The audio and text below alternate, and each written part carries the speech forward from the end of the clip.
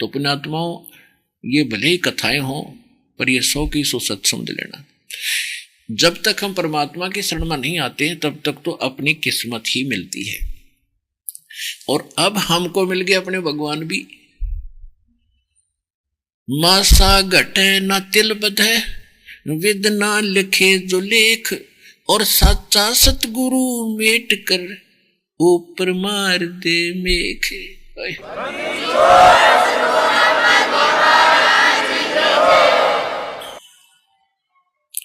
जब तक हम परमात्मा की शरण में नहीं आते तब तक तो अपना कर्म भोग रहे होते हैं।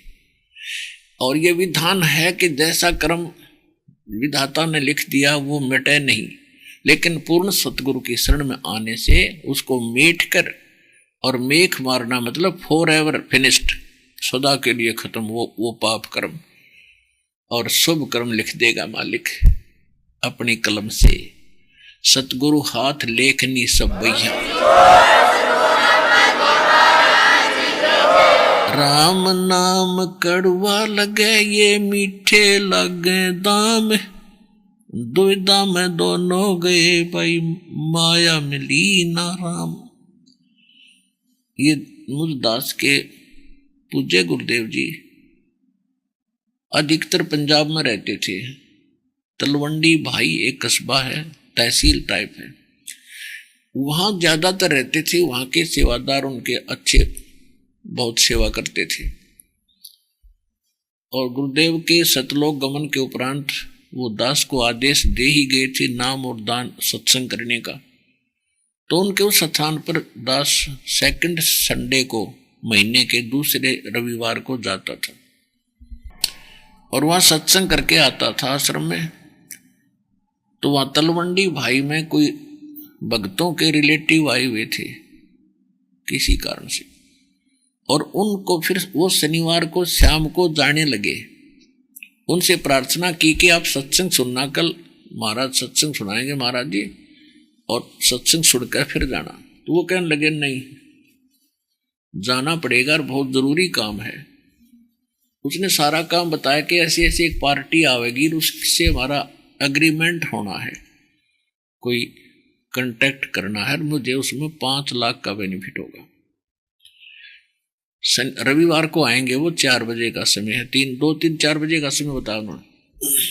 तो उन्होंने जो सत्संगी भगत थे उन्होंने कहा कि आप सत्संग सुनो और फिर सुबह निकल जाइए। 9 से 11 सत्संग होता है सुबह, और 12 बजे यहाँ से चलोगे तो 4 बजे पहुंच जाओगे, और 10 मिनट लेट हो जाएंगे की बात। तो कहने लगा मैंने सत्संग बहुत सुन रखे, ऐसी बात नहीं है। तो वो भगत कहने लगे आपने सत्संग नहीं सुने हैं, आप एक बार सत्संग सुन के देखो। कहने का भाव है कि वो मानने नहीं, और उसने तो 5 लाख दिखाई दे थे, भगवान थोड़ा दिखा था उसमें। वो चले गए, चल पड़े 4 बजे से। चंडीगढ़ जाना था उन्होंने, चंडीगढ़ से थोड़ी सी दूर रह गए थे। एक ट्रक खड़ा था बजरी का भरा हुआ, और उसके पिछले पहिए निकाल रखे थे, कोई डिफेक्ट हो गया, कोई जैक लगा रखे थे। मारुति कार थी, पूरा परिवार 4 सदस्य, 2 बेटा 2 बेटी, 1 बेटा 1 बेटी, स्वयं दोनों, और पूरी स्पीड तो जा रहे थे। 5 लाख दिखे थे, या गाड़ी उड़ कर चल पड़े तो और बढ़िया। वह मारुति कार वो स्पीड से उस ट्रक के नीचे घुस गए, वो जैक हट गया, वो लोडी ट्रक ऊपर पड़ गया। मर तो पहले लिए होंगे, टक्कर लगते 5 चारों के चारों, और वह मारुति माए वहीं पिस गए। अब चाट ले उन 5 लाख के बेनिफिट ने।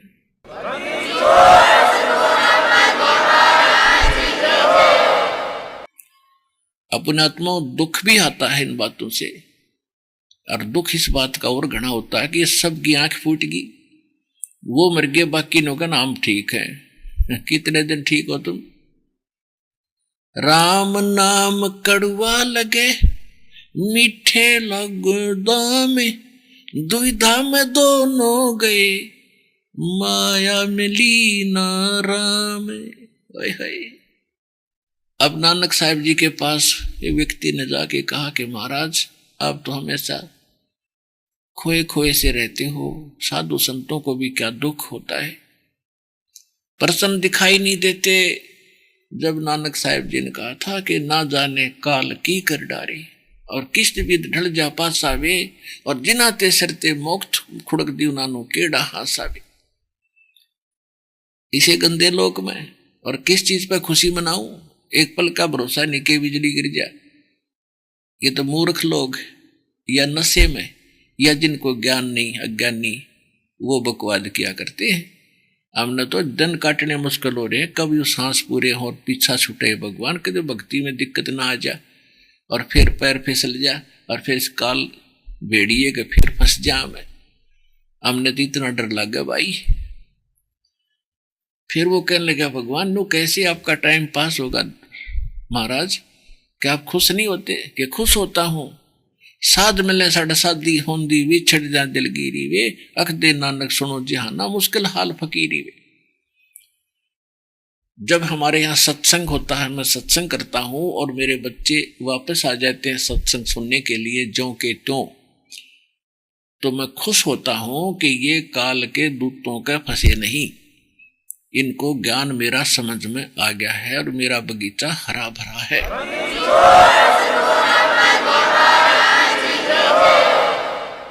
जब ये यहाँ आते हैं और मैं देखता हूं कि सारे आगे हैं, कोई काल के दूत का फंसा नहीं, इनको मिसगाइड हुए नहीं, तो मुझे आनंद का ठिकाना नहीं होता।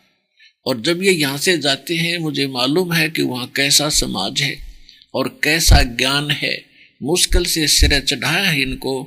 और ये ज्ञान तो मुश्किल से सिरे चढ़ा है और पिछला रंग तो इनमें रंगया रंगाया है, वो तो कद्दे रंग लो इनने। तो कहते साध मिलने साढ़े साधी होंदी और विछड़ जाए दिलगिरी वे, अख दे नानक सुनो जिहाना ये मुश्किल हाल फकीरी वे।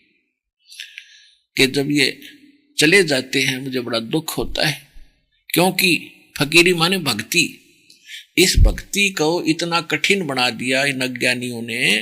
यानी सच्चाई बताने वाले तो एक आधे संत होते हैं उस समय, और झूठ बोलने करोड़ों की संख्या में झूठा ज्ञान बना बताने वाले। तो कहते हैं साध मिले साढ़े साधी होंदी विछड़ जा दिलगिरी वे, और अख दे नानक सुनो जिहाना ये मुश्किल हाल फकीरी वे। यह भक्ति बड़ी मुश्किल हो गई है।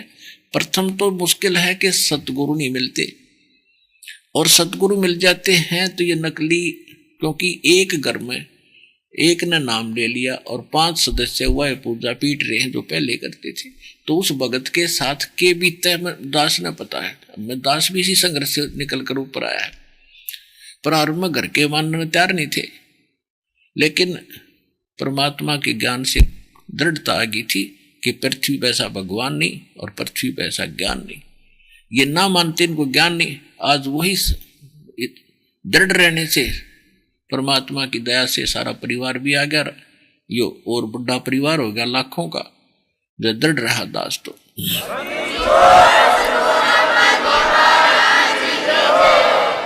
तो इस प्रकार कहते मुश्किल हाल फकीरी वे, भक्ति बड़ी कठिन बना दी नालायकों ने, ज्ञान इनको है नहीं और हम इनको सतगुरु और संत मान बैठे।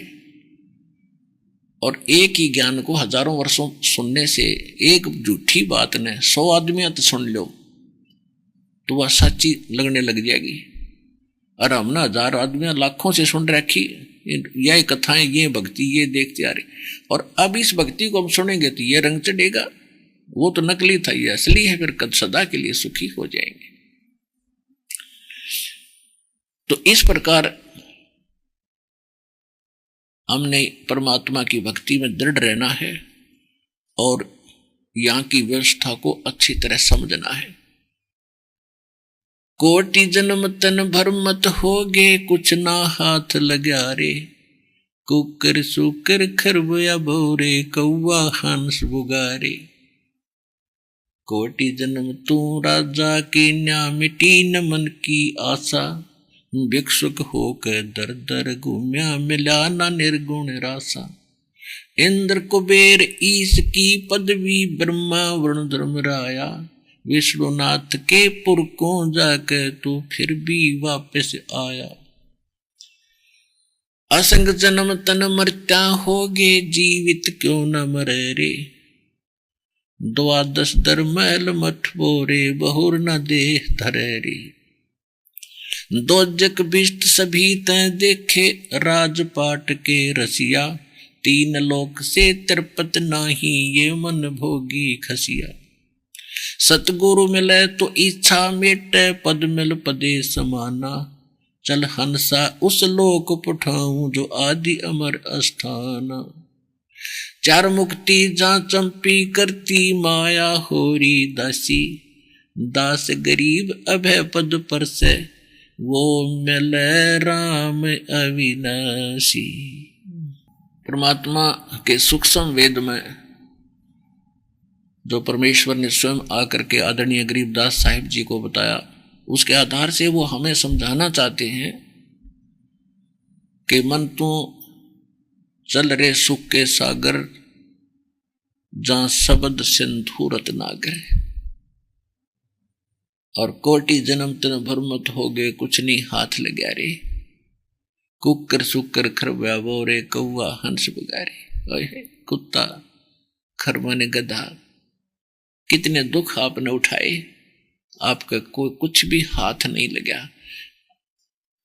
अब पूरी पृथ्वी के राजा थे, 1 मिनट में मृत्यु होगी, और नेक्स्ट जीवन गधे का तैयार रखा राजा के लिए जो भक्ति नहीं करता। राजा हो चाहे रंक हो, राजा को तो सीधा गधा बनना पड़ता फर्स्ट टाइम में, ये पहली सजा उसको। तो इसे कर न क्यों मोल ले, क्यों परचेज कर रखा है व्यर्थ का, ये लोक ऋण का है। कोई 10 वर्ष मंत्री रह गया, कोई प्रधानमंत्री रह गया, फिर क्या बनेगा आगे, इसके बाद कुछ है ही नहीं। क्या यही आपकी फाइनल उपलब्धि है? तो ये बिना ये ज्ञान के टोटे में हमने ये काम सेलेक्ट कर लिया जो कतिकरण का ना था, और जो करने का था मनुष्य जीवन का, वो हमारे सपने में भी याद नहीं आया, क्योंकि हमने नकली गुरु मिले, संत नकली मिले, उन्होंने हमें दृढ़ किया नहीं। वो कर ही नहीं सकते, उनको वो आप ही डगमग है, उनको खुद ज्ञान नहीं है, उनके पास भक्ति नहीं है, ना भगवान उनके साथ है। दास के साथ भगवान है, और वो तत्व ज्ञान है, और वो असली नाम है जिससे आपका मोक्ष होगा, यहां भी सुख होगा और सतलोक जाओगे।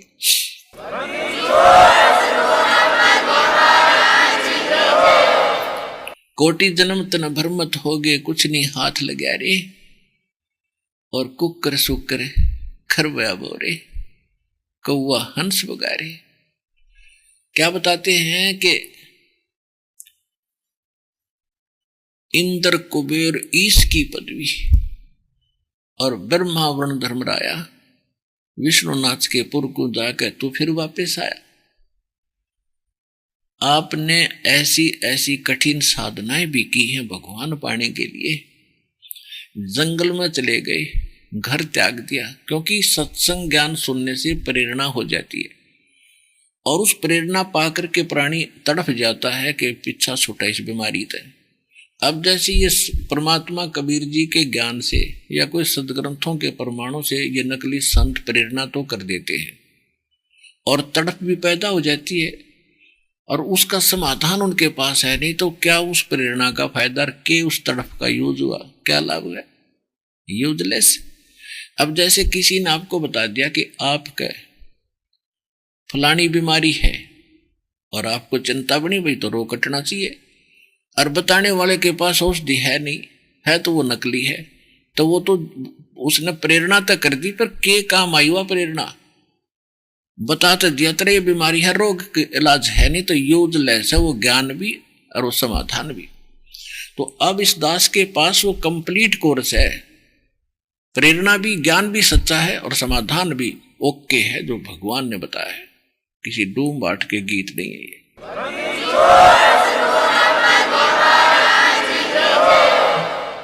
तो क्या बता रहे हैं कि सर्व सोने की लंका थी, वो रावण से रणधीरम, एक पलक में राज विराजी, जम के पड़े जंजीरम।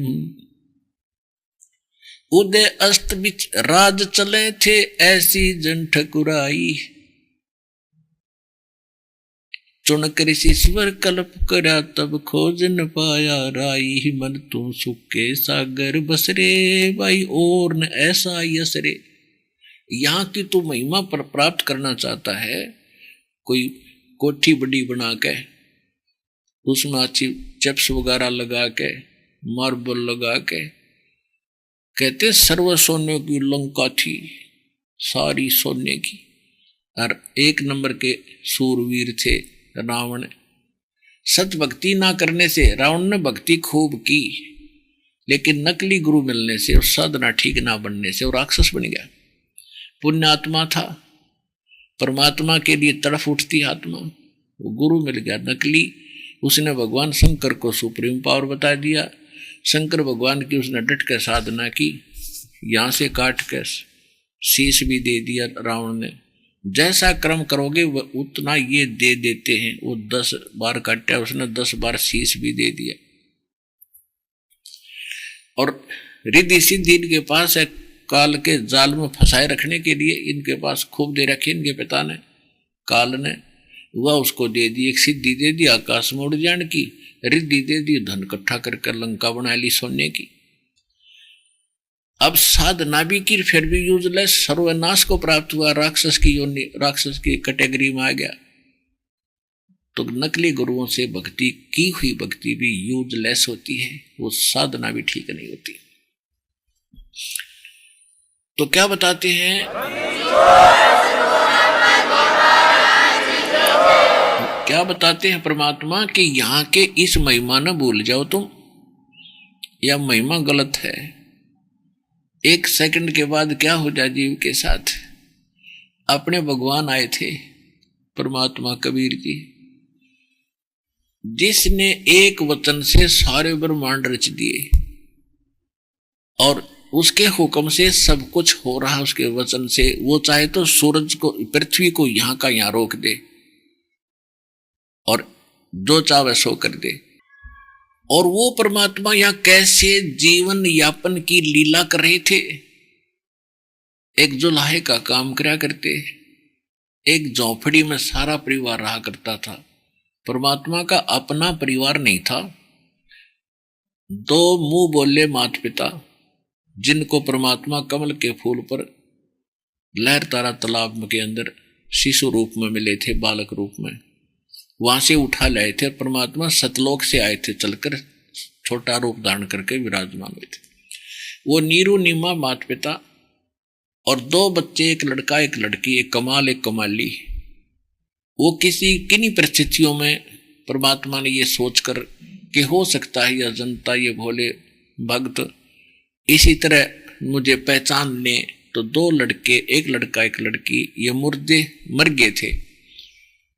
और एक शेख तकी नाम का एक परमात्मा का विरोधी गुरु था, मुसलमान पीर था, सिकंदर लोधी राजा का वो धार्मिक पर्सनल गुरु था। वो ज्यादा परमात्मा से ईर्षा रखता था, क्योंकि भगवान की महिमा घनी होगी थी कबीर साहब की। तो उसने उसकी जिद पर ये दोनों बच्चे जीवित करे थे। फिर इन बच्चों ने परमात्मा के साथ रहने की आग्रह किया था, ज्यादा जिद कर दी, 10-12 वर्ष के थे। तो ये 2 बालक, बेटा और बेटी रूप में 2 माता पिता जो परमात्मा को उनको प्राप्त हुआ था, ये परिवार था। और स्वयं झोपड़ी घाल कर आया करते दाता, और कपड़ा बुना करते थे। तो उन्होंने ये दिखाया था कि इस गंदे लोक में किसी चीज की इच्छा ना करो, ये लोग ठीक नहीं। और इन इच्छाओं को, इन कोठियों को बनाते बनाते तुम ही मर जाते हो, फिर आगे चूहे बनकर बिल खोद कर रहते हो हैं, और कुत्ते बन के गली में बैठते हो, उसको ठीक है चारों तरफ घूम रही होती हो। खा कहिए सुख, यहां से निकलो और भक्ति करो, और जो तुम्हें चाहिएगा मैं दूंगा। कल पे कारण कौन है, कर सेवा नहीं काम, और मन इच्छा फल दूंगा जो पड़े मेरे ते काम।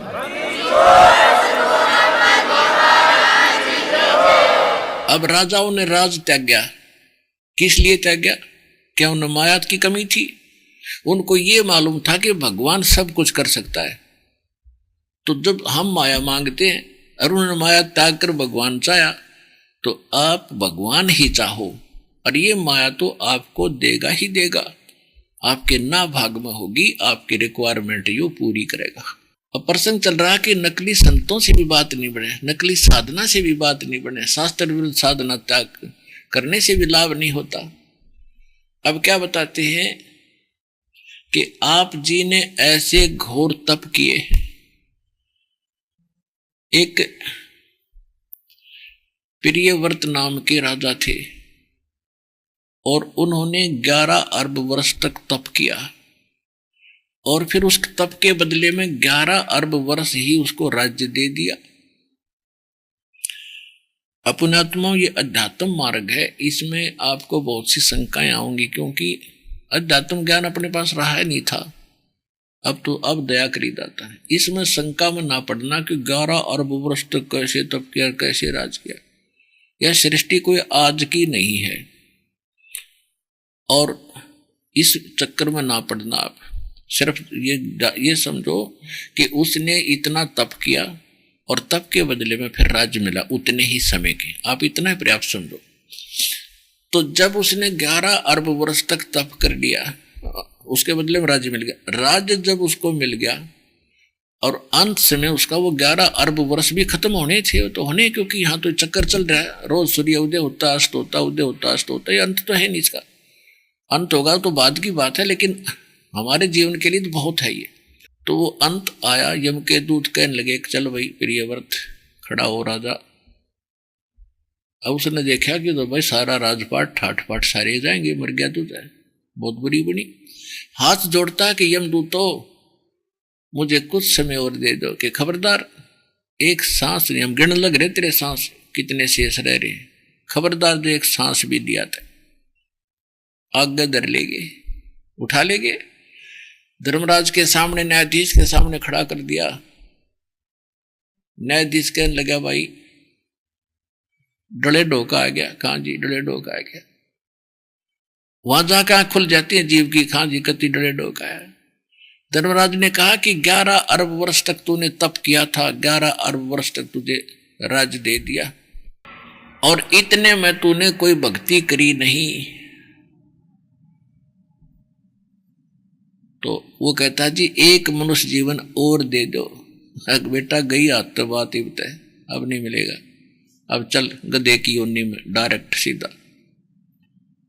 अब पुण्य आत्माओं यहां पर चाहे राष्ट्रपति बन जा सारी पृथ्वी का और फिर गधापति बनेगा जो बेरा पटेगा तो चाट ले प्रधानमंत्री पद ने।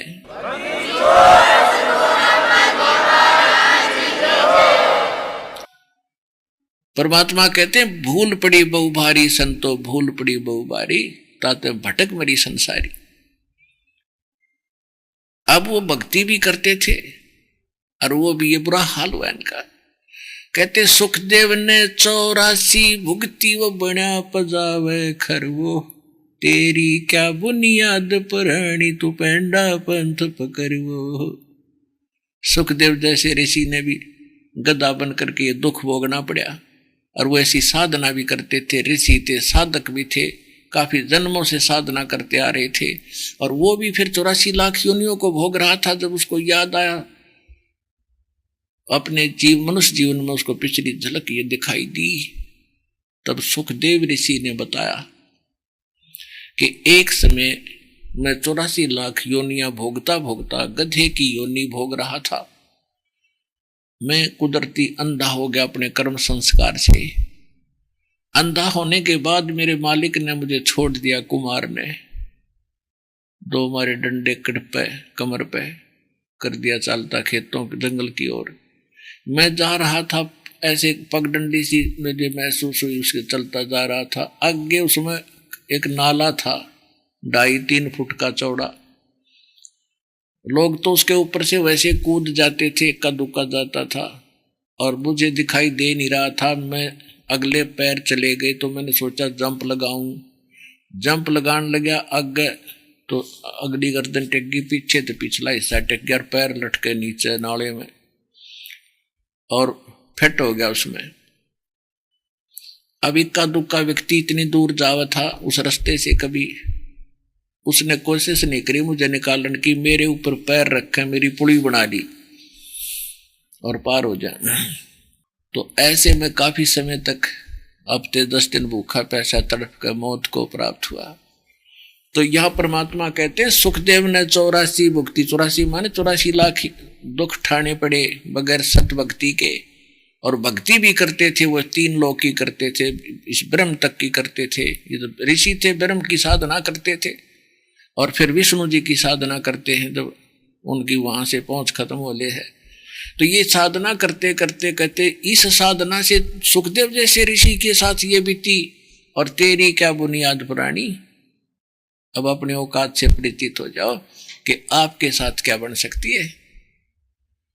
सुखदेव ने 84 भुगती बना पजावे खरवो, तेरी क्या बुनियाद पुरानी, तो पेंडा पंथ पकड़वो हो। कौन सा पेंडा, कौन सा पंथ, कौन सा वे ऑफ वर्शिप पकड़ो, कौन सा मार्ग पकड़े, जो परमात्मा स्वयं आकर बताते हैं। श्रीमद् भगवत गीता अध्याय नंबर 4 के श्लोक नंबर 32 में कहा है कि अर्जुन, जो साधक साधना करते हैं, जो मैंने अभी 25 श्लोक से लेकर और 30 तक आपको बताया, कोई देवताओं की पूजा करता है, कोई घोर तप करता है, कोई प्राण अपान की क्रियाओं में व्यस्त है, कोई अब योग साधना ही अभ्यास ही करके अपनी संतुष्टि कर रहा है, और कोई स्वाध्याय करता है, कोई घोर अहिंसावादी व्रत रखता है, जैसे मुंह पर पट्टी बांध ली पर नंगे पैरों घूमता है, कोई स्वाध्याय करता है, वेदों के पाठ पठन करता है, गीता पठन करता है डेली।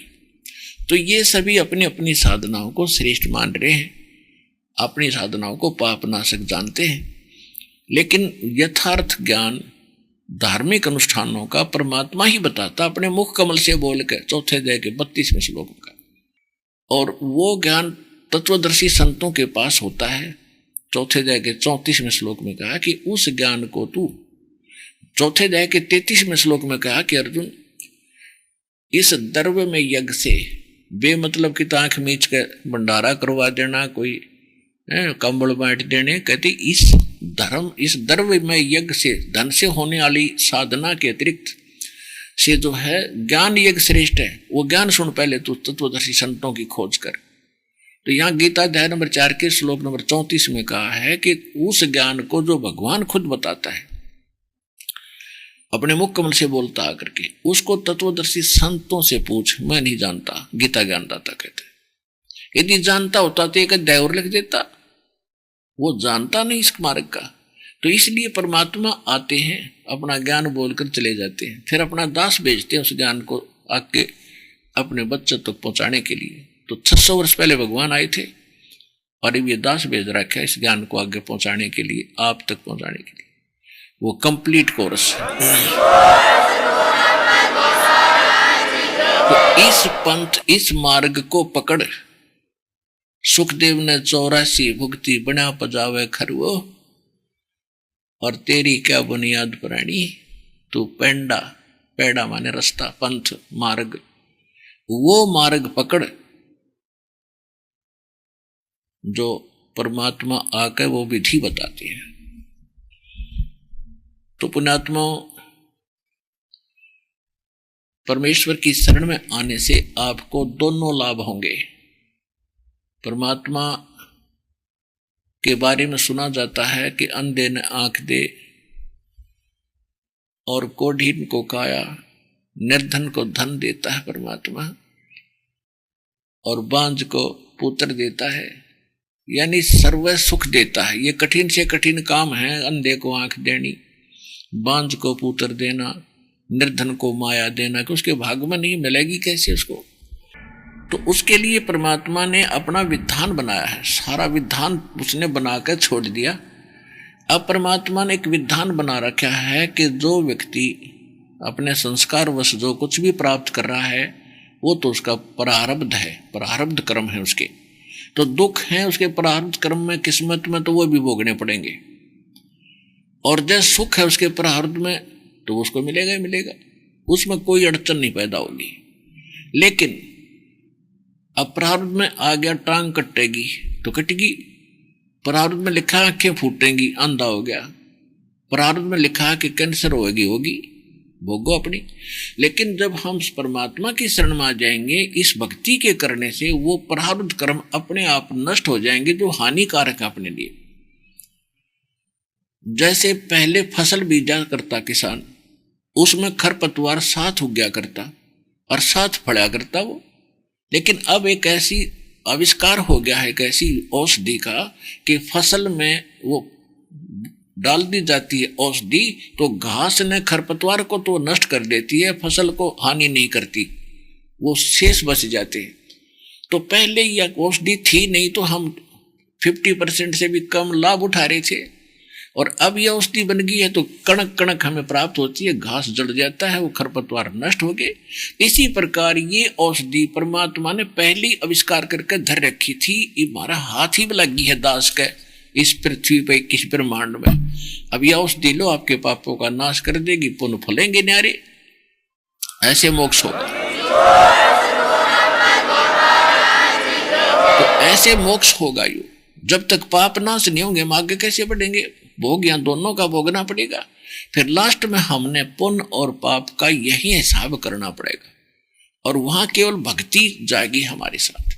तो पुण्य हमारे को इसलिए जरूरत है कि यहाँ आवश्यकता हमें पड़ेगी, थोड़ा सुख, शरीर में सुख रहे, परिवार में सुख रहे, तभी हम भक्ति कर सकेंगे और हम ठीक ठाक रहे। और चलते समय इसके जो पुण्यों का अकाउंट वहां देंगे, तो और इसका हमारे ऊपर कुछ ऋण है, त्रिकुटी पर जाके हिसाब करेंगे, सारा लेखा जोखा करके फिर केवल भक्ति जो हमारी रियल भक्ति है, सत्य नाम की, सार नाम की, वो हमारे साथ सतलोक में जाएगी। उससे पहले जो साधनाएं हैं वो हमने यहाँ के कर्ज उतार कर यहाँ से बरी होने के लिए करना पड़ता है, ये करना ही पड़ेगा। हम कितने निकम्मे हो गए इस गंदे लोक में आकर। एक कमाल नाम का लड़का, घर वालों ने, कबीले वालों ने वो मर गया था, मृत्यु हो गई थी, उसका अंतिम संस्कार कर दिया था, जल प्रवाह कर दिया दरिया में। कुछ ऐसे कबीले हैं, कुछ ऐसे उनकी परंपराएं हैं व्यक्तियों की, जैसे 4 प्रकार से अंतिम संस्कार होता है। एक तो अग्नि में सवाह कर देते हैं चिता बना के, दूसरे कब्र में नीचे दफना देते हैं पृथ्वी में, और तीसरे हवन ऊपर हवा में एक बना देते मचान सा लंबा, और उसके ऊपर उस शव को डाल देते हैं। वहां पर पक्षी वक्षी उसको खा लेते हैं, जब कंकाल शेष बच जाते हैं तो उनको जल प्रवाह कर देते हैं।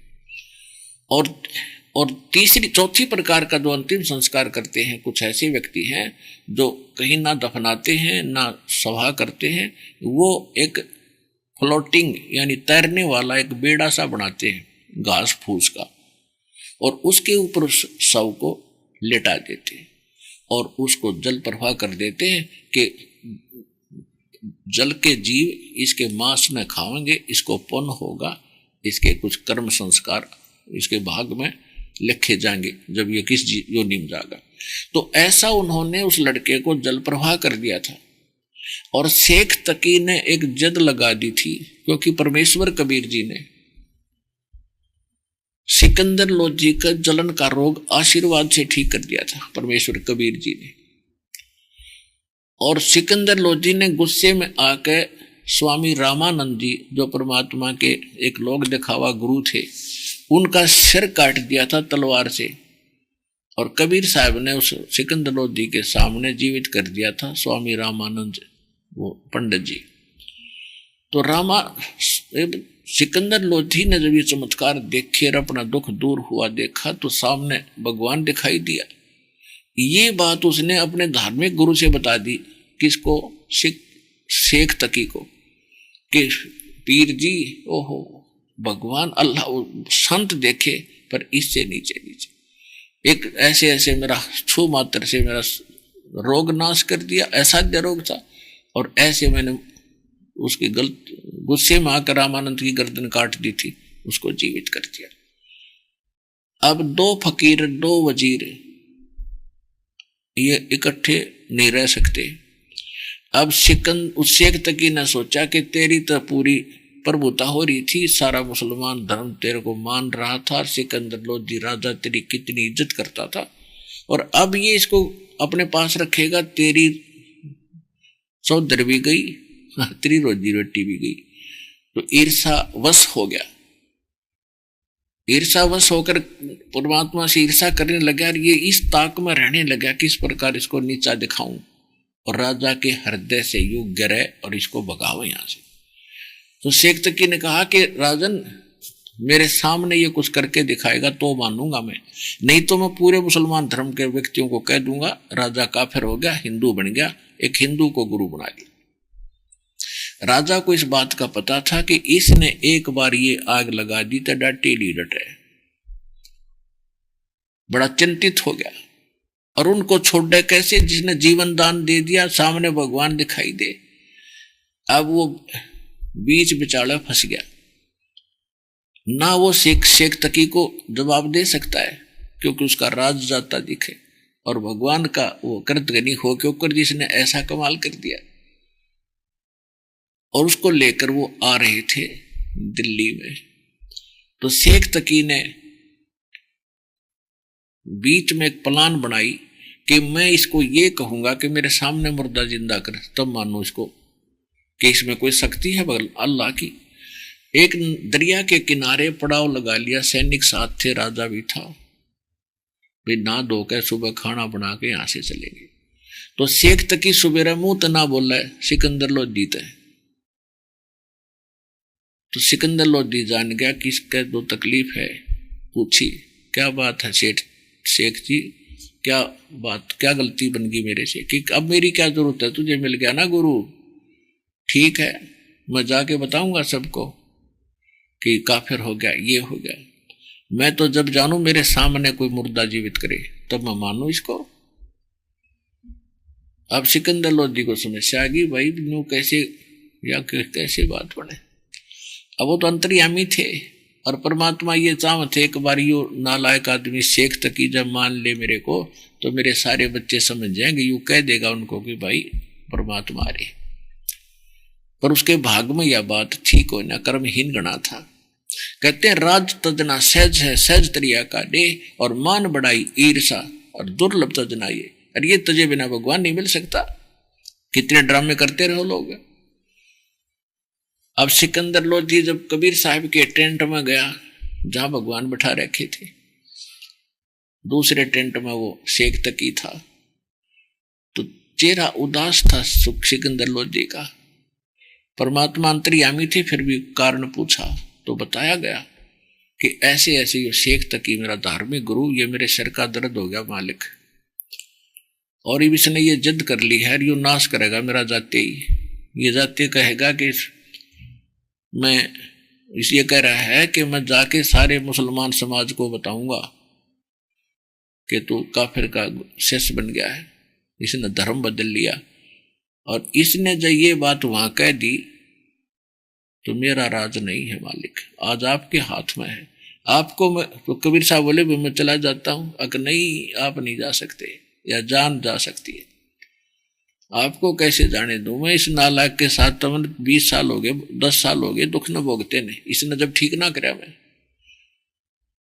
परमात्मा बोले यू के चाव है, क्या चाहता है, यू कैसे खुश हो। ये कह रहा है कि मैं तब प्रसन्न हो जब मानूंगा कि आप में शक्ति है, आप कोई मुर्दा जीवित करें। परमात्मा कबीर जी ने कहा कि शेख तकी ने कह दे कोई मुर्दा ढूंढ लिया है,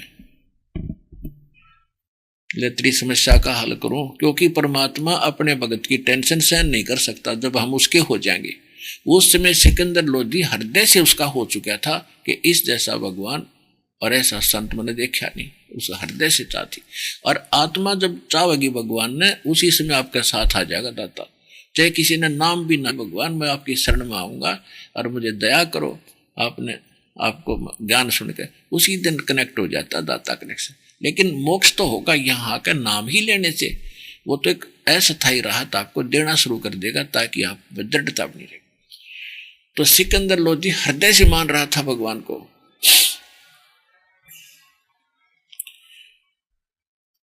तो परमात्मा ने कहा कि भाई ठीक है, उसको कह दे को मुर्दा लिया है। सिकंदर लोधी ने जाके शेख तकी से कहा कि पीर जी कोई मुर्दा लाओ। वो कह रहे हम करते हैं कोशिश। शेख तकी ने कहा कि कहां से लाऊं मुर्दा, मैं कभी होगा जब देखूंगा। अब सिकंदर लोधी ने सोचा बस यो, हम दिल्ली पहुंचे, रास्ते में थे, काशी से दिल्ली आ रहे थे और रास्ते में थे।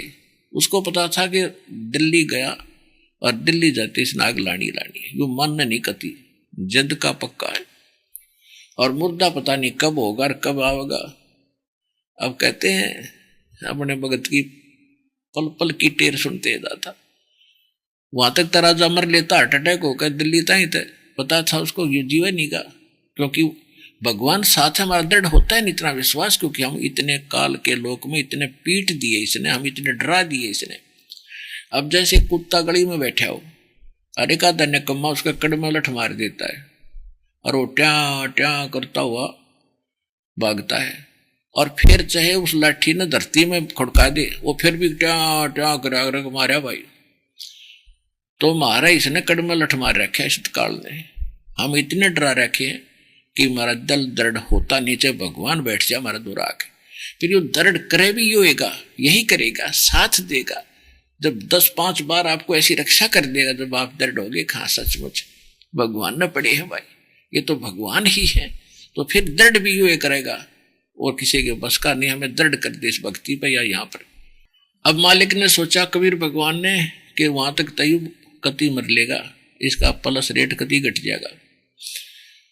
परमात्मा क्या देखा, थोड़ी इस देर में क्या देखते हैं कि वो मुर्दा जो जल प्रवाह कर दिया था घर वालों ने, वो मुर्दा आ रहा है दरिया में, क्योंकि उस समय सुबह कोई नहा रहा था, कोई धो रहा था घाट के ऊपर, तो देखा सैनिकों ने कि एक मुर्दा आ रहा है, मुर्दा आ रहा है। मुर्दे की चर्चा चल रही थी, तो सब ने बताया कि सिकंदर जी को कि राजन मुर्दा आ गया, मुर्दा आ गया। तो कबीर साहब को बुला के महाराज मुर्दा आ गया, शेख तकी को बुला लेके आ जाओ। अब सारे खड़े हो गए दर्शक देखने खातिर। परमात्मा ने कहा कि पहले शेख तकी ट्राई करे, जब मैं करूंगा ना नहीं करूं, ये तो कह देगा मैं भी कर दूं इसने। तो सब करने के ठीक है शेख तकी, आप भी संत हो और ये भी संत है, आप भी ट्राई करो। बेटा मुर्दे जिंदे होते हैं कभी, हाँ लगा करने, फूफा करी, वो मुर्दा चला गया काफी दूर, ना हुआ तो कहता मुर्दे जिंदे होते हैं, वो तो कयामत के बाद होंगे, कयामत आएगी तब होते हैं, ऐसे कोई मुर्दा जिंदा होता है। तब सब कहने लगे भगवान आप करो। परमात्मा ने जो मुर्दा चला गया था डाउन स्ट्रीम में, जिधर पानी बहकर काफी दूर, परमात्मा ने ऐसे संकेत किया था उसको, वो मुर्दा उल्टा चल पड़ा, वो सव ऐसे जैसे अगन बोट इंजन वाली किश्ती चलती है अपोजिट जल के, और वहां आकर नीचे लहर चल रही है और ऐसे आके खड़ा हो गया वो मुर्दा सामने। और परमात्मा ने कहा कि हे आत्मा जहां भी है और कबीर हुक्म से इसमें प्रवेश कर और बाहर आ जा। उसी समय लड़के में कंपन हुई और लड़का बाहर आ गया और मत्था टेका, बोलो बंदी छोड़ कबीर भगवान की जय हो। तो कहने का भाव ये है कि सभी दर्शकों ने कहा कि कमाल कर दिया, कमाल कर दिया। उस लड़के का नाम कमाल रख दिया और लड़के को परमात्मा ने अपने बच्चे के रूप में, बेटे के रूप में पाला पोसा, उसको भक्ति मार्ग सुनाया। और हम कितने कर्त घनी हैं ये दास बताना चाहता है। जब वो हो गया 20-25 वर्ष का और ज्ञान रोज सुनाई करता, उसका कथा याद होगी परमात्मा जो बताना चाहो थे, फिर वो वक्ता बन गया, संगत में ज्ञान सुनाने लग गया अलग अलग स्थानों पे। तो सारी भोली जनता जो बगैर ज्ञान के भोली संगत जो है न्यू मार खावे। अब जब वो लड़का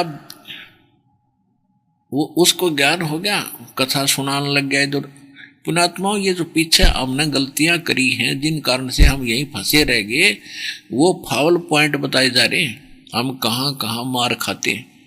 और इब कई मार खाइयो ना, नहीं तो बहुत बड़ी बात बढ़ जाएगी आपकी। अब क्या था कि उस लड़के को, जवान लड़का था, बढ़िया आवाज थी, परमात्मा का ज्ञान आत्मा को छूता है।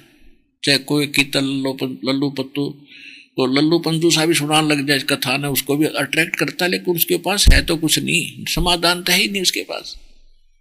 अधिकारी के बिना यह कथा, यह ज्ञान सुना बराबर होता है। तो सारी संगत में लगभग ये हो गया अधिकतर कि अभी कमाल तो गुरु जी जैसा ही ज्ञान सुनाता है। हो कई तो ये कहते हैं गुरु जी से भी बढ़िया बात ज्ञान सुनाता है, इसका तो बहुत ही अच्छा तरीका है सुनाने का। ये बात कुछ भगत जो पुराने समझदार थे उनको खटकी के ये गलत कह रहे हैं, ऐसा नहीं कहना चाहिए। फिर तो गुरु जी कहाँ गुरु रहे, यूं गुरु हो गया तुम्हारा तो। लेकिन वो अनजान थे, मान्य नहीं। परमात्मा तक बात आई, परमात्मा ने सत्संग के माध्यम से भी बहुत कुछ ज्ञान देने की चेष्टा की, और कमाल को भी धमकाया कि निकम्मे क्यों कर्म बिगाड़े तू अपने, और क्यों न लेकर डूबे। लेकिन उसमें अभिमान छा गया।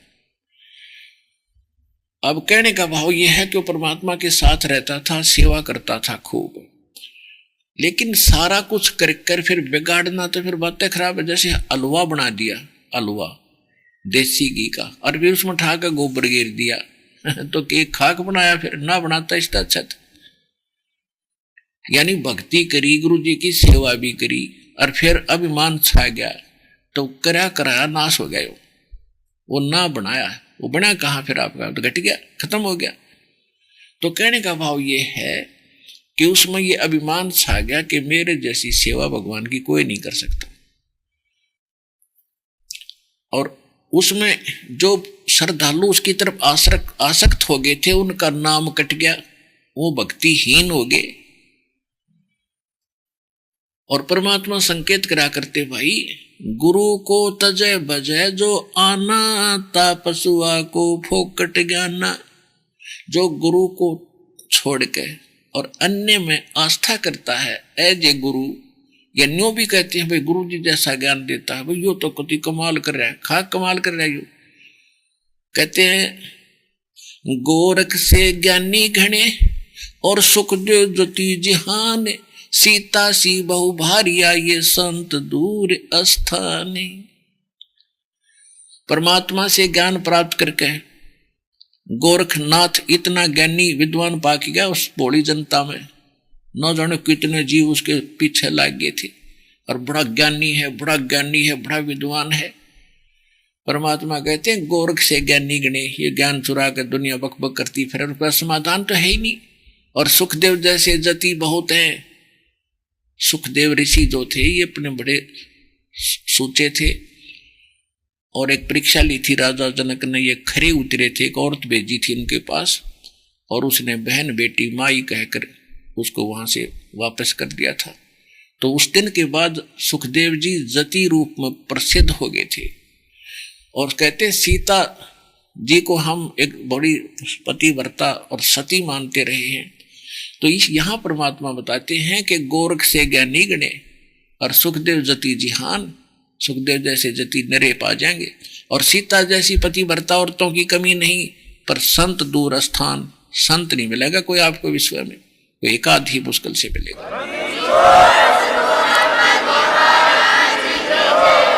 सूक्ष्म वेद में कहा कि ज्ञानी कोट अनंत है, और वक्ता श्रोता कोट अनंत, और वक्ता करोड़ अनंत है, ये विरले साधु संत।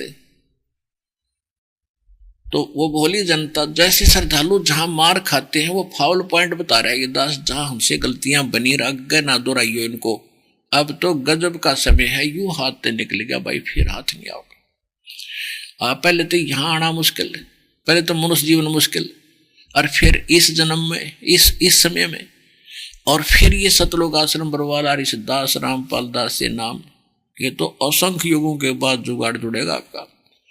अब इसको खोइयो मत।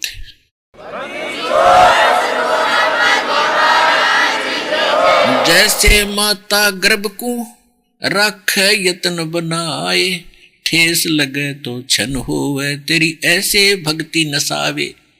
कि जैसे अब जिस बहन को माँ को गर्भ रहा हो, उसकी कीमत को, उसकी अहमियत को वही समझती है, उसमें उसी को वो अहमियत देती है, उसकी कीमत को वो जानती है, और कैसे उसको सुरक्षित करके परिपक्व करके एक लाल तैयार करती है। ऊंचे नीचे पर पैर ना टिक जाए गर्भ समय में, और रात को सोते समय भी कभी करवट ले, गलती से करवट लेती है तो एकदम उधड़ के खड़ी हो जाती है कई बालक पे, ये परमात्मा दाब ना लगी और ये खराब ना हो जाए। तो कहते हैं इस प्रकार तुमने भक्ति रूपी गर्भ आपके अंदर जिस दिन से नाम शुरू हुआ, नाम मिला उस दिन से ये गर्भ भक्ति का शुरू हो गया आपकी आत्मा में। अब इस गर्भ को, इस भक्ति रूपी लाल को परिपक्व करना, जैसे माता गर्भ को रखा यतन बना और ठेस लगे तो छन्न हो तेरी, ऐसे भक्ति जा। तो इसको इतना संभाल कर रखना, इस भक्ति को मर्यादाहीन ना होना। ये फॉल पॉइंट बताए जाते, इन पर कदम पे कदम रखना, लाइन से बाहर ना जाना। तो वो कैसे मार खा गए कि परमात्मा से हटकर कमाल की प्रशंसा कर दी। गुरु को तजय भजय जो आना, तापसुआ को फोकट ज्ञाना। गुरु जी को छोड़कर किसी और को आप शाबाशी देते हो भक्ति मार्ग की, तो खत्म है आपका। चाहे वो कितना वक्ता हो और कितना अपना बढ़िया बोलता दिखता और कितने प्रमाण सुनाता हो, तो उसके पास कख नहीं है। हाँ, ज्ञान सुनाना बड़ी बात नहीं है, बुरी बात नहीं है, लेकिन उस प्रशंसा को अपने अंदर समाना, सुन लेना और बड़ा प्रसन्न होना, उस दिन उसकी भक्ति नाश शुरू होगी। और जो ऐसे कहते हैं उनका भी भक्ति खंड हो जाता है, नाम टूट जाता है। तो फिर वो क्या करते हैं, फिर जो भी एक बार नाम खंड हुआ, यानी से भयंकर दरिया से गुजर रहे हैं, संसार से हम आगे चल रहे हैं और नौका का रस्सी बांध रखी है परमात्मा ने, और वह रस्सी टूट गई, कट गई, तो वह नौका, दूसरी नौका तो चल रही है और जो उसके समर्थक बांध रखी थी उसकी रस्सी कट गई, वह अब भी चल रही है लेकिन उसका ठिकाना कुछ नहीं। जैसे पतंग उड़ाते हैं, पतंग जब तक वो डोरी से बंधा है तो उसका स्थान है और ठीक चल रहा है।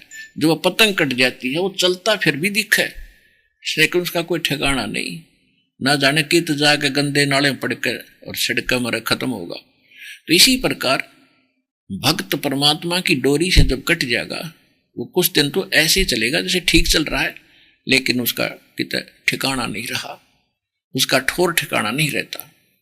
तो ऐसे ही कुछ भक्तों के मन में ये दोष आ गया कि ना गुरु जी तो ऐसे कहें, ईर्षा कर रहे हैं, ये तो बहुत बढ़िया बात सुनाओ है, बड़ा अच्छा ज्ञान सुनाओ, गुरु इन जैसी तो बात बता रहा है।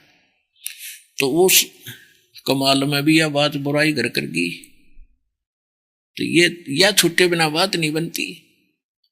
वो परमात्मा ने धमका दिया, खड़का दिया, और वो गुरु जी ने छोड़ के और उन चेल्या की भूख में कि तो दूर चला गया उनके गांव में, वहां उसका आश्रम बना दिया।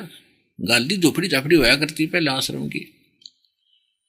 और पुरात्मा विचार करना, जब परमात्मा से नाम लेकर उन्होंने 1 वर्ष, किसी ने 2 वर्ष, किसी ने 10, 4 वर्ष, 5 वर्ष भक्ति करी थी, आशीर्वाद प्राप्त किए थे, वो तो उनके पात्र में संग्रहित हैं, वो धन इकट्ठा हो गया, वह बैटरी चार्ज होगी उनकी।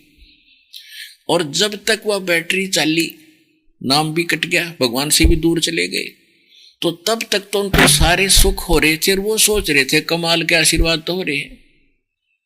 और जब उनकी वह बैटरी होगी डाउन, वो लग गई उनकी ब्रेन मटी होने, वो लग गए फिर वो धोखा पूंजी पुरानी करने।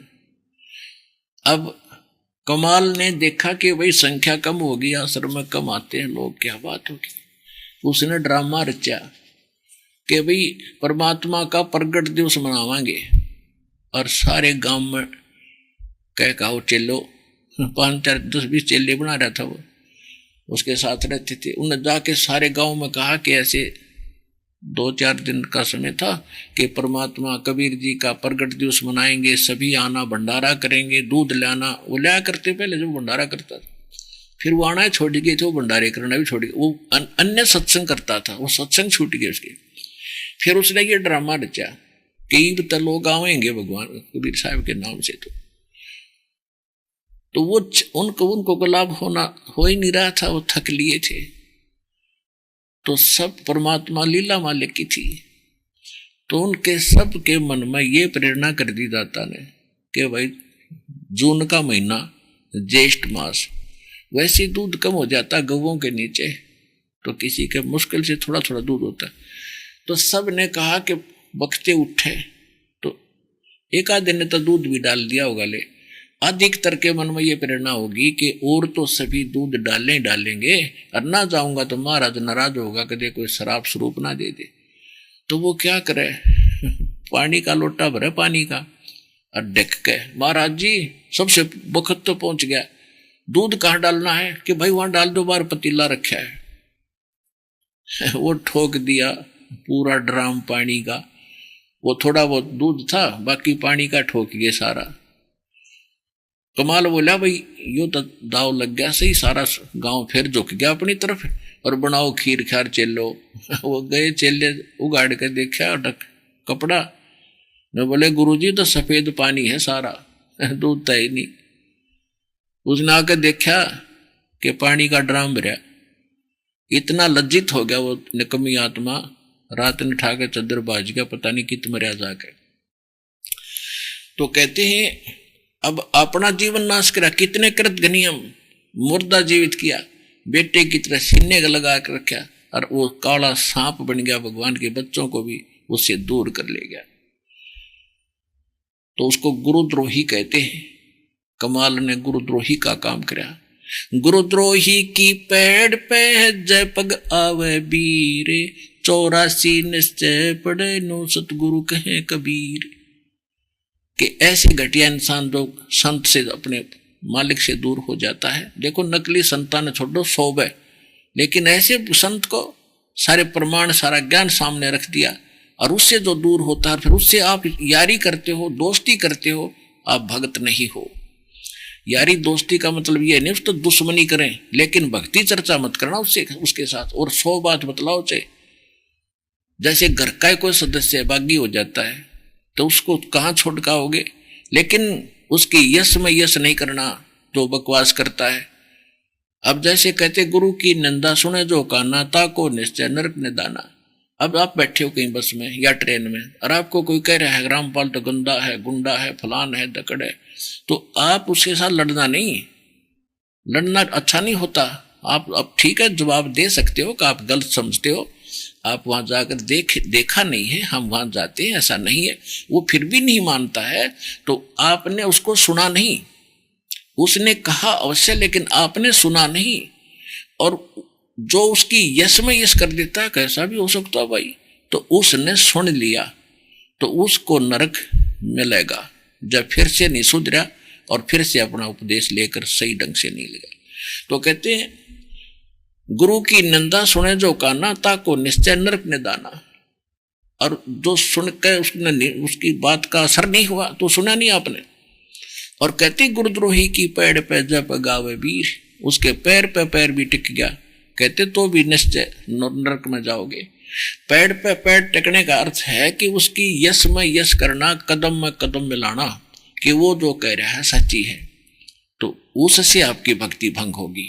वैसे नहीं, मतलब उसको अपने भक्ति मार्ग का संपर्क नहीं रखना, और उसको कहे ठीक है तू ज्यादा मत बोल, आप अपनी करो हम अपनी करें, बिगाड़ दिए कर्म आपने।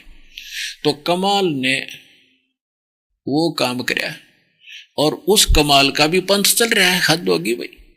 पानीपत के अंदर दास एक भगत का सत्संग करने जाया करता, और सत्संग कबीर पंथ का सत्संग होने के नाते हुए भी आगे वो कमाल के पंथ का एक वहां आश्रम बना रखा है पानीपत में। और उससे चर्चा हुई कि मेरे को बताया गया कि यहाँ एक कबीर पंथ का और आश्रम है। मैंने पूछा भाई कौन संत है, कहाँ से आपकी परंपरा है? कि हम कमाल जी के पंथ से हैं, कमाल जी के पंथ से। अरे तेरा गजब हो यो, उसके पंथ का रिप्ती प्रचार कर रहे हो तो फिर तुम कबीर पंथी भी कहते हो। और कबीर पंथी हमें, कबीर जी भी तो कबीर की तो चेले थे, कबीर जी के चेले थे। मैंने कहा अरे कबीर जी के चेले की थे, कमाल ने तो ये जुल्म किया था, परमात्मा ने धमका दिया था, भगा दिया था उसको। कि हाँ हैदराबाद में हुई थी उनकी एक बार कवा सुनी थी, और फिर भी तुम उसके कबीर पंथी मानो उसने। तेरा गजब भैया। तो पुण्यात्माओं, यो सारा सांग बिगड़ा पड़ा है। आपका सौभाग्य है कि आपको यो मार्ग मिला, यो भगवान मिला, यो ज्ञान मिला, यो स्थान मिला बरवाड़ा का। अब इसको संभाल के रखना और सफल करना अपने जीवन को। बोलो सतगुरुदेव।